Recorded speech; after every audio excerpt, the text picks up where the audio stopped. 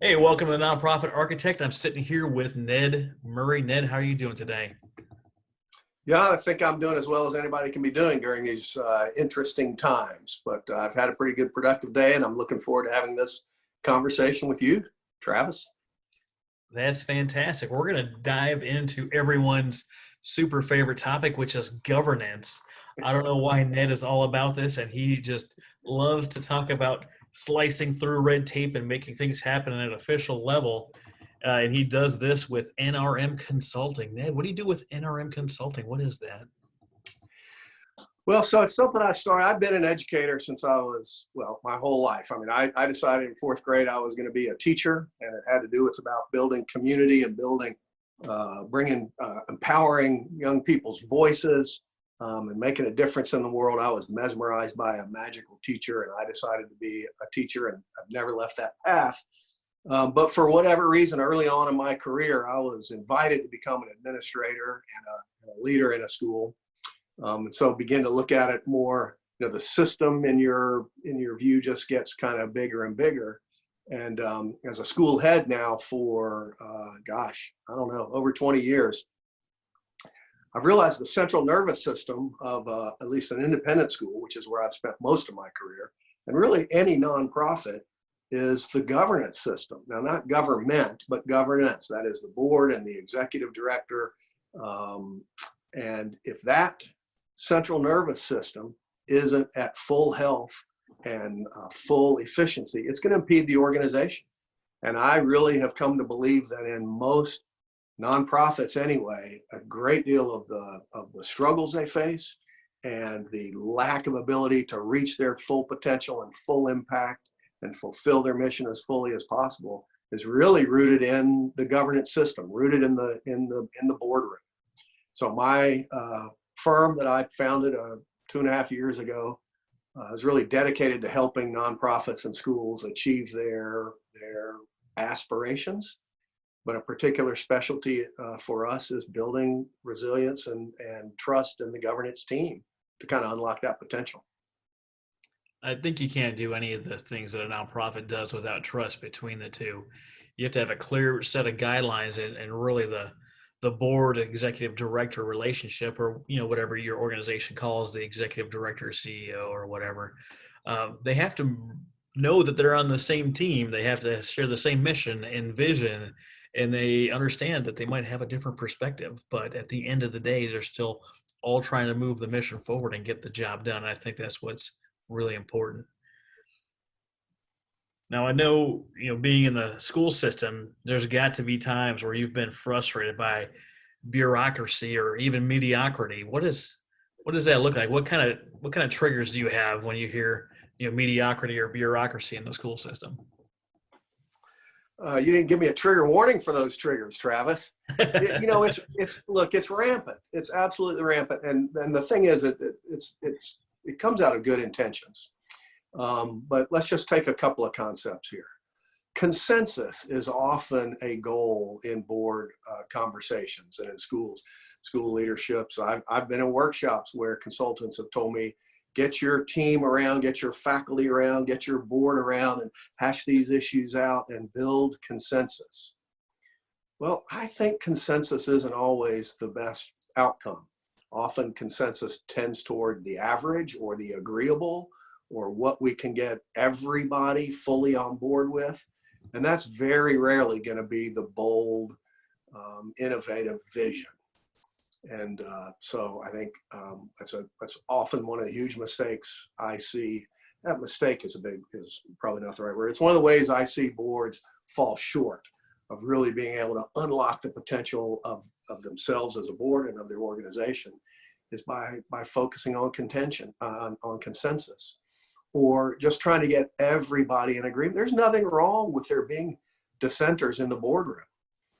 I want always on my board one or two divergent thinkers who are going to poke and prod and make us think a little differently about some things. Now, I don't want a majority of them. I don't want 18 of them in the boardroom.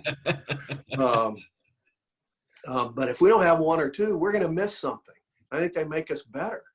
And if we have a relationship of trust and openness and we process that divergence and disruption well, then it all results in a better outcome. So that's just two examples of where I think the normal behaviors often of boards and nonprofits tends towards a more safe approach in that boardroom through consensus or by avoiding divergent or disruptive thinking in there. Well, I think you bring up a good point. We see this in nature all the time that you have to have some kind of physical stimulus to grow, right? The fledgling that falls out of the nest. You can't help that fledgling because if you do, it won't learn how to use its own muscles and its own wings and go out and fly. The same with butterfly breaking out of the cocoon or the chrysalis. Like you can't open it for them. They have to force their way out. And just like a good board member, any good CEO, leader, or executive director, you have to have someone that's willing to show you a different perspective, a different point of view, maybe even challenge the general thought in there. Because if times like we're looking at it right now with COVID, with who know how far and how long this thing is going to go, you have to have people willing to fight for change and fight for something different. And I think that's really one of the most important parts of having a good board team and good governance team is having people that think differently. It's critical. I love that you use those nature analogies. It's a huge focus of my education piece is using the natural world. And in fact, your listeners can't see this, but you might be able to see one of the three frequent symbols or metaphors I use in my work is the butterfly. I got two butterflies behind me on my desk back there, not live, of course. But that's a perfect analogy of the kind of discomfort and the letting go of something that is required to embrace an exciting, new, and innovative future. Absolutely. And I think that boards, whether you're talking about a nonprofit board or a for-profit board, if you're not familiar with the people in those things, they're just they're just people. They're not this thing on a pedestal in the glass palace or whatever. They're part of the team. And how do you work that piece? How do you talk to different nonprofits and different boards about actually being part of the team and being involved? Yeah, that's a great question. So, it starts all the way back at square one, which is being clear about what the purpose and work of your board is. You need to be very, very clear about what you want, need, and expect that board to do as a whole, and then what every individual member's role is. And, so one of the first things we do when we go into a school is look at the board makeup, look at the committees they have. We'll read some of the committee minutes to see how they're organized and operating. And 9 times out of 10, most of that has been in place for 50 years or decades or a very long time. And there may be 1 or 2 new ones that were in response to some changing condition or emphasis or focus. It's really what I call kind of the patchwork approach or the finger in the dike approach to governance. So we go right back to ground zero and say, right now, what is your mission? What is your strategic vision for this? And how do we organize the board in such a way to only help support and implement that? And anything else they're doing that isn't directly tied to your mission or your current strategic plan, let's get rid of it, jettison it. You're wasting people's time. Too often people sit on boards and they're just there to, vote yes, and they don't really know what, or to write a check, which isn't a bad thing, but it shouldn't be the only reason they're there. So we start right with structure, purpose, job descriptions of the body, job descriptions for the individuals, link that to their mission, link that to their strategic plan, get everybody meaningfully involved. We particularly focus on the leadership team in the board. A lot of times the board chair and the executive director or the head of school are the focus there. We like to broaden that circle a little bit, who the other key players are. That's very different in each culture, but there's 2 or 3 or 4 important key players, and maybe it's the next chair-elect. If it's a religious organization, maybe the pastor from the church, or maybe the treasurer really has his finger on the pulse, and you take that whole team so that it's not just resting on the executive director or just the chair and the executive director, and really build that out. So you share the load a little bit too. Mhm. I mean, there's a high burnout rate in nonprofit executive directors and heads of school. They either burn out, or they run away from a dysfunctional board, or they get chased away sent away by a dysfunctional board. But none of those are good or healthy for the institution. So you really got to strengthen that system right there.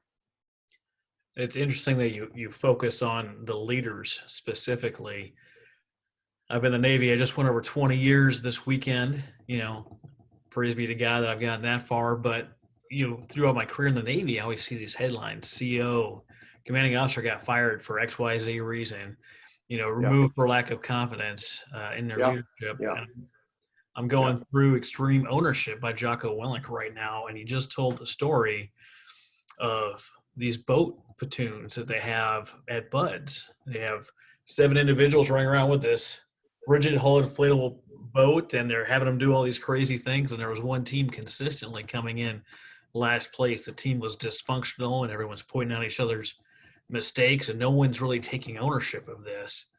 And one of the bystanders, one of the senior chiefs said, "All right, we're going to take the leader from the boat that keeps coming in first, and we're going to swap it with the leader of the boat that keeps coming in last. We're going to see if it's the leader of the boat."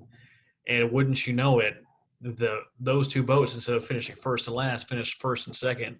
Although the good leader from the first boat that had been finishing first got that same team that was weak and running last and dysfunctional and got them over the hump, and they were finishing first every time. Now, that great leader from that first boat who kept coming in first, they got that team that was coming in last up to second place in a close second each and every time, just by swapping the leaders, only keeping the teams the same. Because a leader is not just a figurehead. They're just not a smiling face. They're not just shaking hands and kissing babies. They actually have to lead, and they have to maintain those high standards, and they have to provide encouragement and direction. And from your experience of 30 years in this arena, that the leader has such an important role. Yeah. So here's the problem with applying that story into the boardroom, because it's a great story, and there's a lot of truth to that. But I actually think in the nonprofit world in particular, and very often in the corporate world, we have overemphasized the importance of that single leader.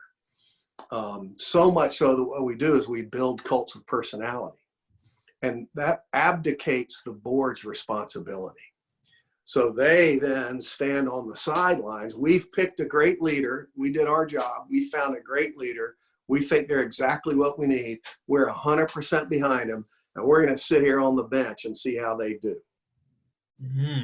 At least that's what we see in schools all the time, and leave them alone. And they do fine or they don't do fine, but you get buffeted. One of the things about schools is they're highly political, they're difficult. The market is challenging right now. So it's not, and this is, it's true with a lot of nonprofits, scraping for viability, for impact, for survivability and sustainability. And I think we rely on that personality of that leader way, way, way too much, instead of sharing the burden with them. So here's where your analogy does work. Leadership mattered, but so did the team. There were 6 other people that had to carry that boat. And, that's what the military gets well, that the nonprofit boardroom doesn't get quite as well. That we either don't have them carrying that boat at all, or we have them carrying other things that aren't about getting the boat there. Somebody over here is carrying the oar, and someone's carrying a life jacket, and someone's holding on a piece of rope because that's their committee. But it's not toting the heavy lifting. That's all on the executive director's shoulders, to probably overwork your analogy. But you see what I'm saying? No, And that so, falls right in line there. And this has come up a few other times in my shows where people get off course. And it's not that they're off course or saying yes to one little extra thing.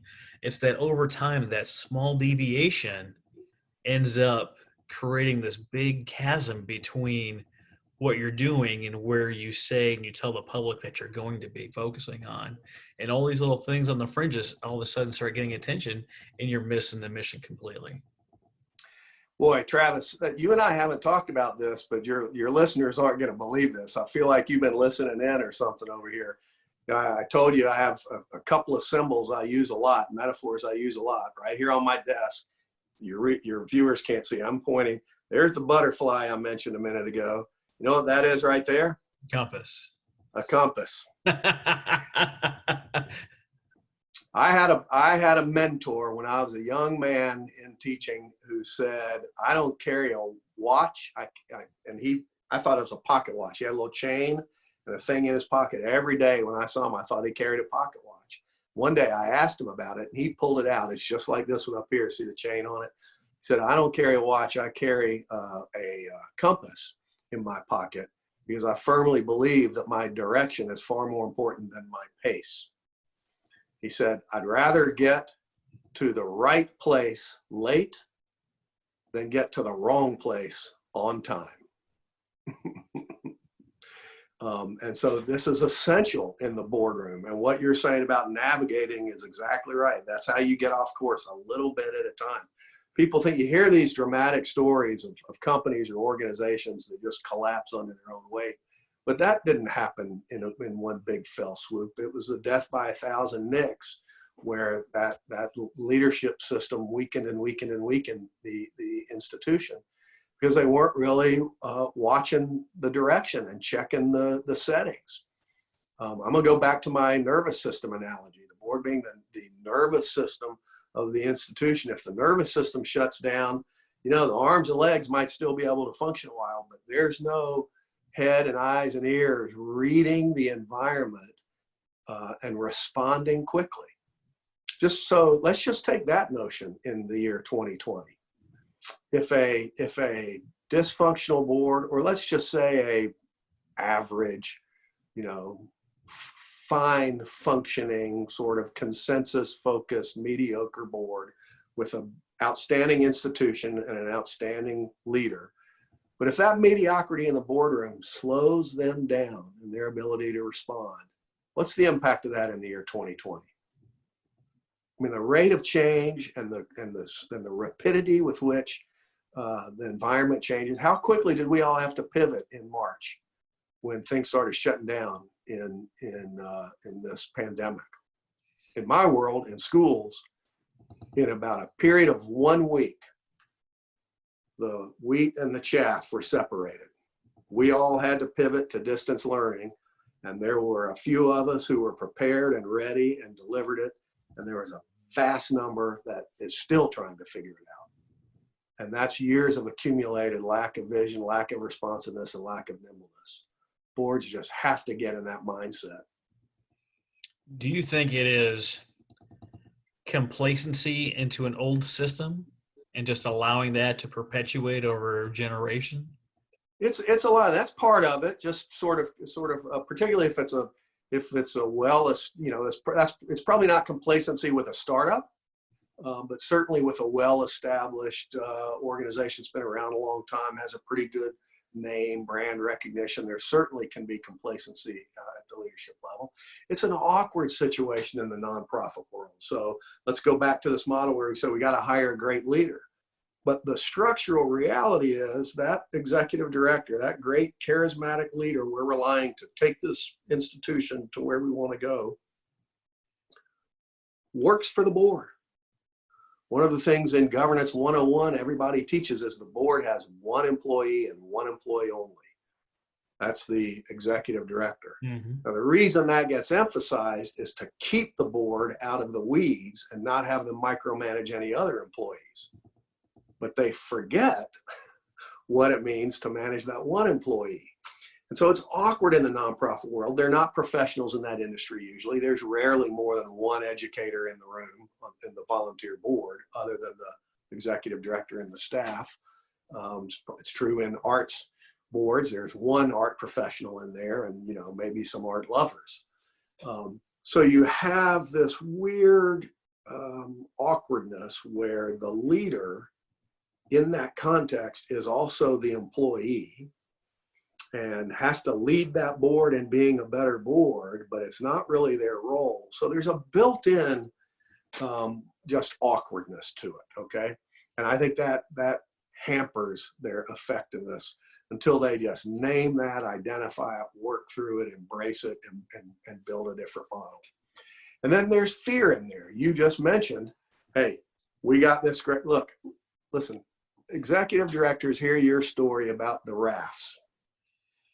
One of the first things they hear is, so if we're not coming in first, what's going to happen? They're replacing the leader, right? Executive directors of nonprofits live with this, whether it's right in the forefront or the back of their mind. But all this emphasis on the single leader can't help but create some fear-based pressure. And we know that fear blocks growth and is not healthy. But it's there. And if, you know, so now if I invite the board too deeply into my worries or my challenges or, you know, the mess that I'm trying to clean up, then I might be exposed. My weaknesses might be exposed. I might come down off the pedestal. I'll be looking for another job. So I got to keep them at bay. That's not healthy. So there's, you know, there's a bunch of factors and dynamics that I think impede full effectiveness and growth there. I definitely agree with you about the fear-based leadership. It's a terrible place to be in. I've been an educator of sorts, not at your level or your caliber, but I've had 2 instructor tours in the Navy, one as enlisted and one as an officer. And one of the first lessons I teach, especially the brand new guys, is when you mess up, the easiest, quickest, and most direct way out of your problem is to take responsibility for the thing that got messed up. That's right. That's the same thing that they're talking about in extreme ownership, and it's the same thing that works well on boards. And what it does is it shows that A, you're a little bit vulnerable, that you're willing to say, hey, this is on me. B, it says that you're responsible and that you have the courage to say what needs to be said and have that integrity. And that helps build the relationship between the board and the executive director. Like, I know I haven't been cutting the mustard. I've allowed some things, whatever they are, to get in the way, but I'm focused. I know what I did wrong, and here's how I'm going to do to fix it. And here's what I need from you moving forward. That's exactly right. And it's sort of, it feels like a vulnerability, but counterintuitively, it actually builds strength. The other thing is it signals that you know those weaknesses or those issues, that you see them. Mm-hmm. There, you know, I've sat on boards, and there's nothing that sends my hackles up faster than an ED who is whitewashing stuff that we all know is there. If they can't name it and acknowledge it, we can't get anywhere. And then the board has to look at themselves and say, well, is this, you know, why is this? And then lets us step up as the board, and we're going to name it. Well, it goes right back to having a challenging member or two on your board, willing to call the baby ugly, willing to tell the emperor he's got no clothes on, willing to say, hey, this is past the sniff test and this isn't right. This isn't going to make sense for us, and we need to move forward. We need to do this thing. Yeah. Or at least have the idea, the seed planted of the idea for something in the future. But it takes saying something outside the normal to get that thing going. Well, and you know, there is a difference between being divergent and just being contentious. So you know, I do know we all fear that board member who just comes in with their own agenda, or, you know, who just likes to gripe and complain, and, you know, that's not helpful. So it really, look, Travis, a lot of what we're talking about is how you build the board from the get-go. We started to talk about that a little bit, then I think I got off on building the board as a group. But a huge piece of this is knowing what you have in your boardroom and what you need in your boardroom, and going out and seeking and recruiting the right people. So often we end up in our nonprofit boards with kind of people by default.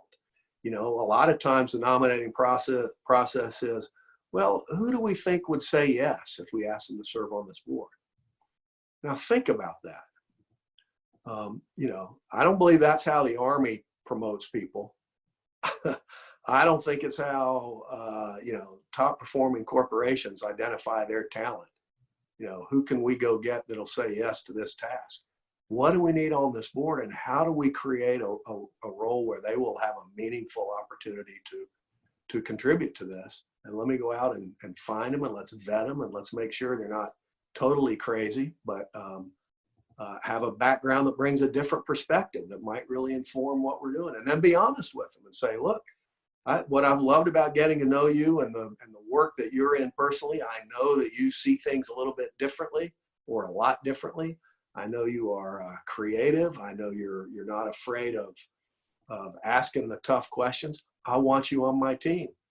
Now I'm going to be honest and tell you, you're not always going to get your way. You know, in the end, we take a vote and make some decisions, but I believe over the term of your service, your good questions and hard work will make every decision we make better. And I want to have you on the team. What do I need to do to get you on? Really got to build that team. You can't just make that out of what you're left with. And again, it's the thing we were talking about, the urgent versus the important. It's one of the most important jobs that a board and an executive director have, is identifying and cultivating and recruiting and then onboarding and then engaging trustees. And it's the kind of work that often gets pushed to the back burner because the urgency of the day carries over. And somebody knows somebody who loves the organization, and I know they're a great guy and they were good on this board, and I'll take them to lunch and get them to join up. And then you're left with that. So what would you tell an organization, since this is largely a startup nonprofit podcast, what would you tell a startup organization that doesn't have a board, or even an executive director / founder who's been essentially doing all the jobs by themselves with kind of an absentee board that's still, about 2 years of operation? How would you tell these people, A, where to find people, B, what kind of qualities are you looking for, and C, how do you make that happen? 9 times out of 10, the hardest part is getting them to realize they need a board.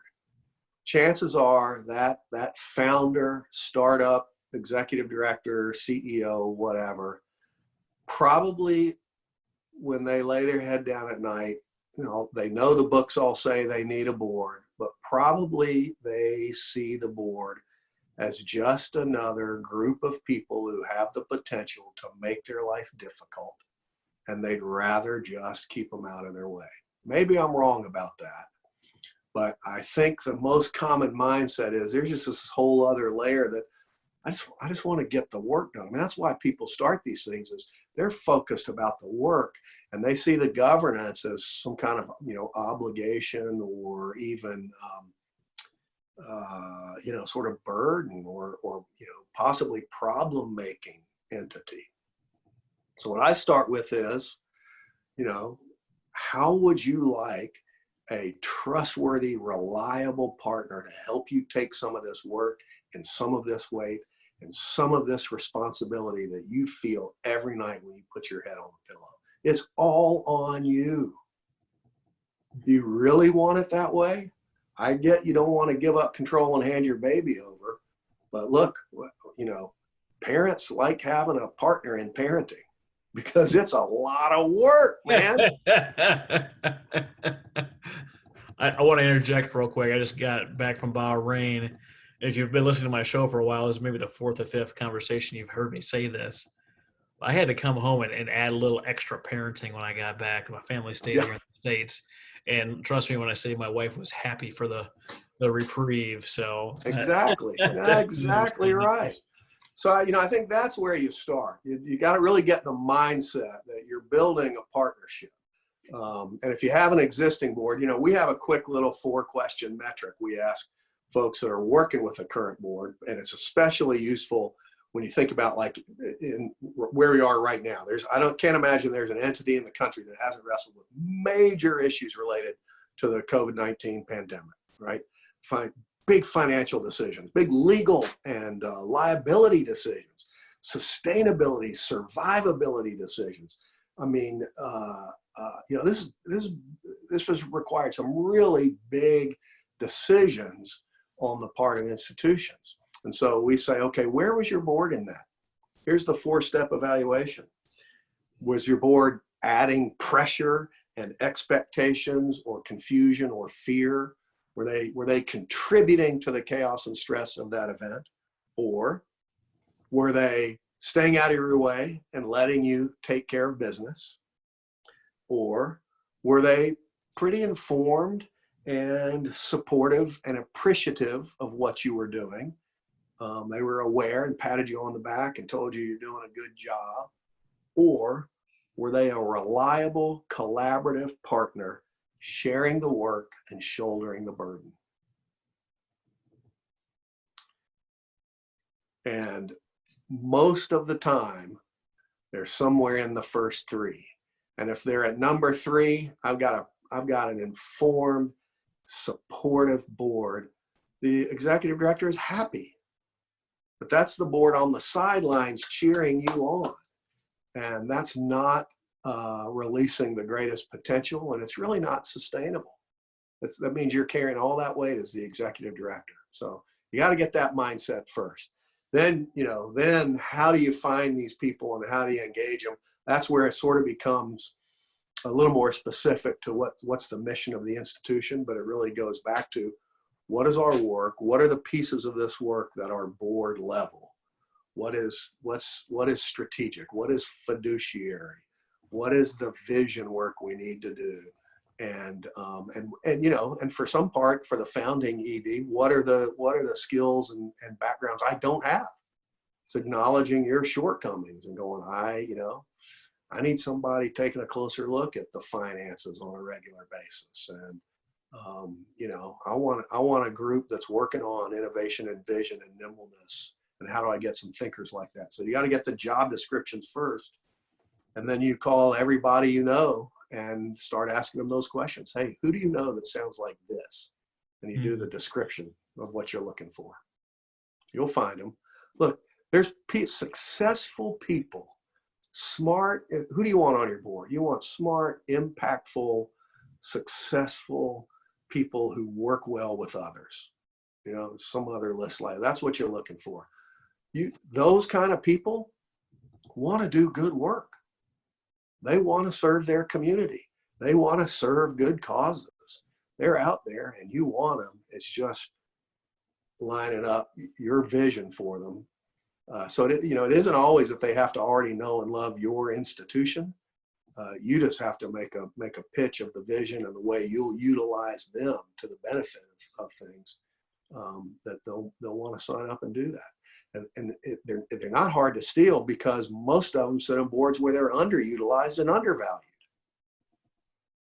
Yeah, absolutely. I worked with a startup nonprofit last year, and this gal was doing amazing things feeding the homeless, but she was also shopping and cooking and delivering and going out and getting donations, and she did a wonderful job doing it. And I asked her the question, do the homeless people not get fed when you're tired? Do they not get fed when you're sick? Do they not get fed when you've got a doctor's appointment? What happens when you're unavailable for whatever reason? And her answer at the time was, they don't get fed. It's like, let's find a team that can help you do this, because it's either about the mission or it's about you. And if you decide not to get a team, then I know it's about you. That's right. Not the mission.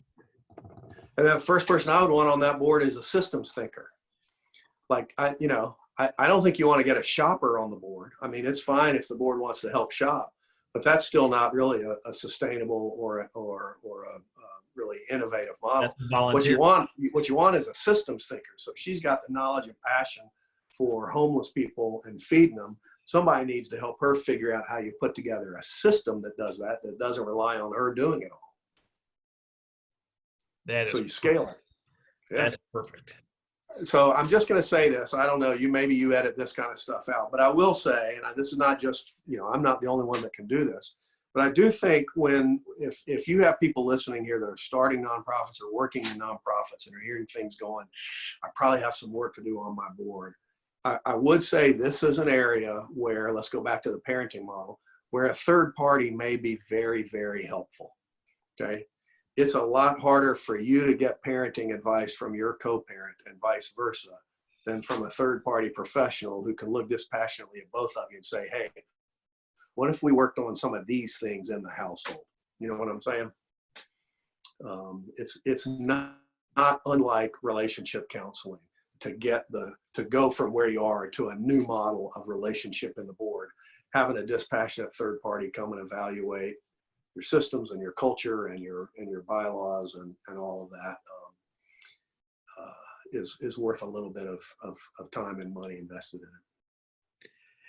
It's funny that you bring that up because I think I've talked about that very topic in each of the last 3 interviews that I've done.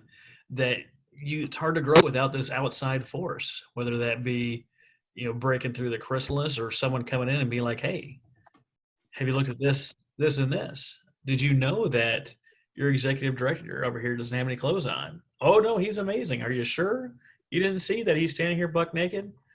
Because everyone else can see. It's so valuable. And the hard thing, especially with startup nonprofits, is it's hard to look at the dollar amount that a consultant might charge and think that it's worth it at the time.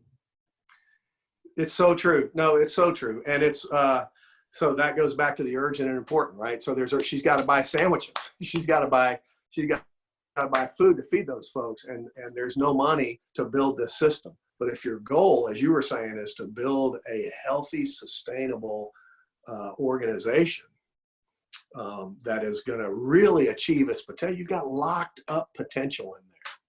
And so just imagine what could happen if you could unlock some of that potential.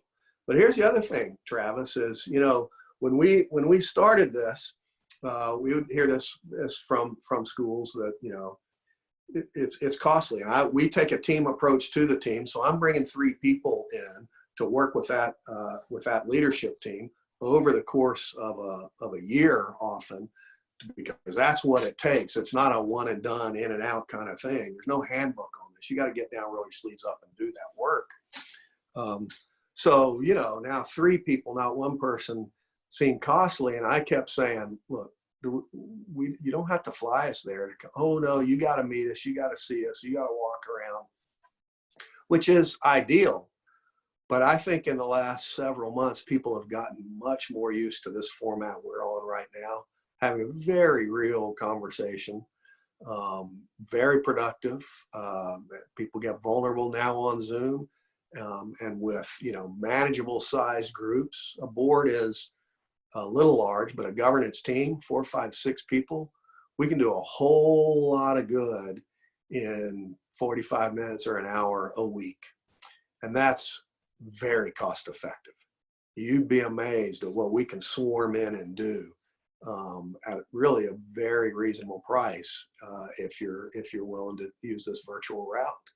And we're just happy that people are finally much more comfortable with it, because we've been offering it for a long time. It's how my team is all over the country.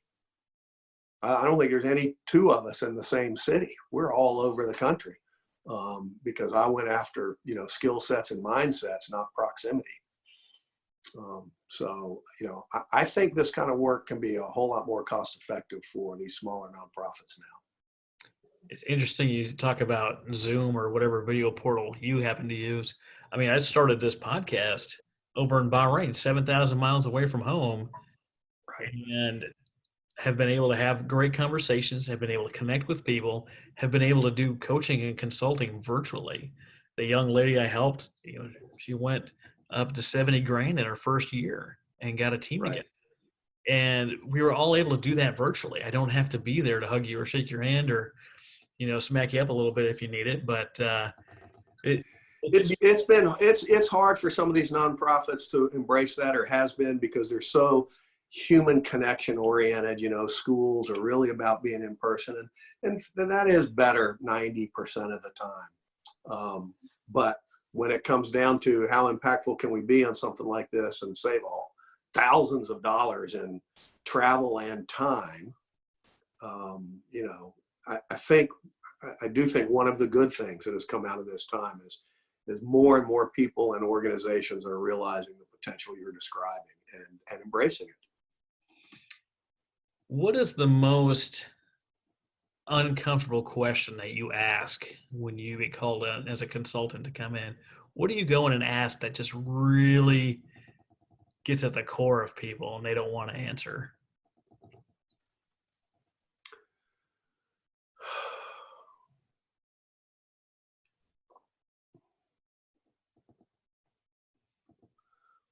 So you mean uncomfortable for them? Yeah, for them, not for you. Yeah.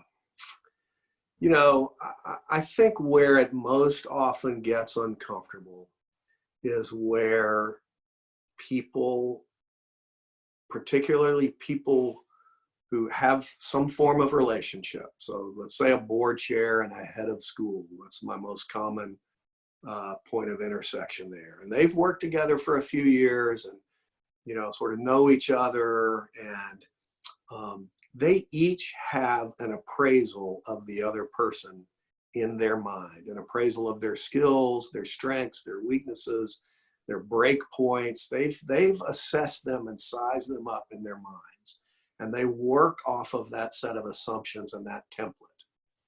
They've never talked about it with each other. And it's probably very inaccurate in a number of ways and probably accurate in other ways. But if that never gets unpacked, we can put all the blueprints we want in for the organization, but they're going to work off of that template. They're going to work off of that set of assumptions, and that becomes a self-fulfilling prophecy. So to shift, for that team to shift to a different place and unleash their individual and their collective potential, you have to break into that somehow, and that's very uncomfortable. They don't want to talk about each other in that way. They don't want to expose their own assessments in that way. And they're afraid that that is the elephant in the room that breaks the magic. And the fact is, it's the elephant in the room that unlocks the magic. I can honestly say that I have seen exactly what you're talking about. I'm on move number 50. Moving back from Bahrain was 5-0 for me, which means I'm always the new guy, right? I'm always showing up, being the new guy in whatever organization, whatever room I'm in. And there's a lot of positives from that, and there's a lot of negatives from that. One of the negatives is I am more comfortable in that room than everybody else is. Isn't that funny? Which means the real me is on full display, and they're not ready to know the real Travis just yet most of the time. Most of the time, they just want to do the niceties and the, how are you doing? Are they groomed and they dressed appropriately? And as long as you're not rude, they're like, oh, it's a whatever guy, it's a decent guy. And I come in the room full Travis, and they are not sure what to think. And if you're listening to this and you haven't met me or haven't had a conversation with me, just know that I'm not wild and crazy. I'm just more comfortable than you are at the moment. And I promise it's all out of love. So just take that under advisement. That's the key. All out of love. I love it, Travis. But people have this picture of me that is oftentimes far out to left field only because of the mismatch and comfortability. They're a little tentative meeting a new person or not sure what they're going to get. And I come in and I'm always me. And a lot of people are not okay with that. But once they do, if they invest a little bit of time and get to know the real me, they know that it's all out of love and they're so much better for having known me and I'm better for having known them as long as you get over that initial bumps in the road. So, that gives me an interesting thought that I have not had this thought before, but I've been reading a lot in the last year about bias and how it works. And not just racial bias, all kinds of proven research-backed biases that we operate with and size situations up because it's the only way our brain can deal with all the stimuli in the world. And I don't know if it's, but as you described that, it occurs to me that a lot of the judgments we create, there's that whole first impression business, right? You never get a second chance to make a first impression. And so much of that is based off of signals that have actually nothing to do with the real person, right? It's physical characteristics, it's the clothing they're wearing, it's sort of, there's all these other signals that we pick up and create some assumptions about that person that really have nothing to do with who they are. And I'm wondering if a format like this, a Zoom conversation you and I are having, maybe actually in some ways helps make that dialogue and relationship connection be a little more authentic and a little less filtered through some of those biases because we don't have all of that environmental stimuli in there. I was working with somebody who wanted to work with me to build an education platform for distance learning because the vast majority of American kids were left behind last year in this context. And it's hard for me because I'm a relation-based educator, and I think the relationship and the community is where the education comes from and where it needs to circle back to. And so this distance learning is challenging.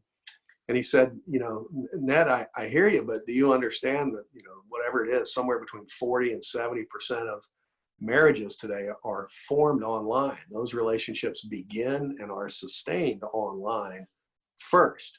Now, obviously, marriage doesn't stay online, but I haven't really looked into that. But I do think there may be some, and I'll be interested as my practice moves in this direction, and more schools embrace it, to see if we actually see some benefits that come from not having all those artificial environmental signals that we either send or receive, and maybe we get a little purer sense of each other initially. Well, it's interesting you bring this up, because at any point that I disagree with you or get offended or whatever the thing is, I don't like our conversation, or you give me a dirty look, I can just shut off my camera, or I can end the Zoom call. And I'm in the comfort of my own home, and you're nowhere to bug me. I'm immediately as far away from you as I possibly can be. We're only having this conversation because we both agreed that we wanted to have it. And isn't that great that we have a video system that can do that for us? Yeah. Yeah. It's going to be interesting. It's going to be a different world. So Ned, why don't you share with our audience just where they can get a hold of you? Well, I'm pretty easy to find, but the best way is email. I've got a couple of addresses. Ned at, that's pretty easy, Ned at nrmconsulting.com. Those are my initials. I'm Ned Robert Murray. So it's Ned at nrmconsulting.com. If you forget that, just nedrmurray@gmail.com. I got a website, nrmconsulting.com. You can find me on Facebook. I'm not super active on Instagram, but I'm there. I'm in LinkedIn. I'm on Twitter. I haven't been very active with the pandemic. I am fully occupied trying to manage the chaos just about 24/7, 365. But if somebody needs to find me, I'd be happy for them to reach out and see if I can be helpful. That's great. We'll have all those links in the show notes. Thank you so much for being on today, Ned. Hey, it's been a real pleasure, and I appreciate you geeking out on governance with me. It's hard to find people to do that. I think it's important. I think that structure matters. I think accountability matters. And the higher our standards are, the better everyone is for it. And if you want to I have, agree. and you're listening to this show, drop me an email at nonprofitarchitect@gmail.com, and we'll talk about getting your board up to speed. Thanks a lot, Ned, for being on the show today. Thanks for having me, Travis. It's been a pleasure.